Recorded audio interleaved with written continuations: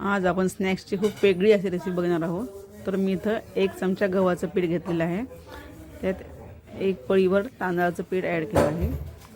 आता आपण त्यामध्ये हळद, तिखट, मीठ, कोथिंबीर आणि थोडंसं मोहनासाठी तेल घालून ते व्यवस्थित आपण त्याचा घट्ट गोळा मळून घेऊयात। छान आपला घट्टसर गोळा मळायचा आहे। त्यात मीठ टाकून घ्यायचं आहे चवीप्रमाणे आणि घट्ट असा गोळा मळून घ्यायचा आहे। अशा प्रकारे आपण थोडंसं तेल टाकलं आहे त्यामध्ये। अशा प्रकारे आपण गोळा मळून घेतलेला आहे। आता मी इथे 1 बटाटा साल काढून किसून घेणार आहे। तो असंच किसून घ्यायचा आहे आपल्याला, स्वच्छ पाण्याने धुवून घ्यायचा आहे।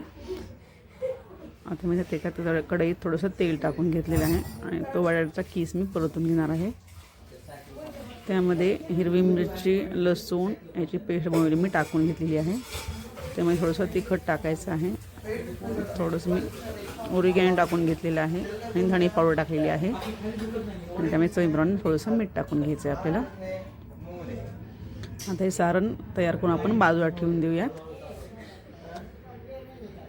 2 मिनिटं आपल्याला परतून घ्यायचं आहे, व्यवस्थित बटाटा मऊ होतो।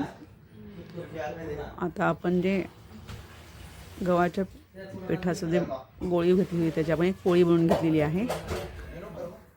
त्याचे असे उभे काप करून घ्यायचे आहे। त्यामध्ये बटाट्याचं हे सारण आपल्याला व्यवस्थित भरून घ्यायचं आहे आणि त्याचा असं रोल करून तो असं कट करून घ्यायचं आहे। त्याच्यात व्यवस्थित रोल करायचे आहेत। अशा प्रकारे आपण रोल बनवून घेऊया त्याचे सगळे आणि आपल्या ते सगळे रोल बनवून घेऊन आपण तळून घ्यायचं आहे। खूप छान स्नॅक्सची रेसिपी आहे, खूप छान लागते। आपण उकडलेला बटाटा नेहमीच घेतो, अशा प्रकारे तुम्ही नक्की ट्राय करा। आता आपण हे तेल तापत ठेवले आहे, त्यामध्ये आपण हे सगळं तळून घेऊयात।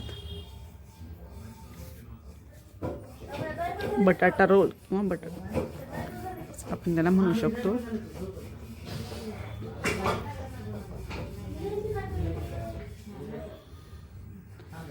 अशा प्रकारे आपण मंद आचेवर हे छान तळून घ्यायचं आहे। छान खुसखुशीत क्रंची असे हे रोल होतात। संध्याकाळच्या नाश्त्यासाठी छान रेसिपी आहे ही।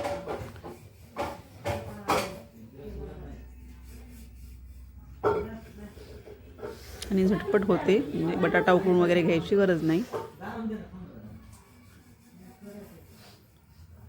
अशा प्रकारे आपण सगळे रोल आता तळून घेऊया आणि गरमागरम किंवा गार झाल्यानंतर पण खाऊ शकता। छान कुरकुरीत होतात हे।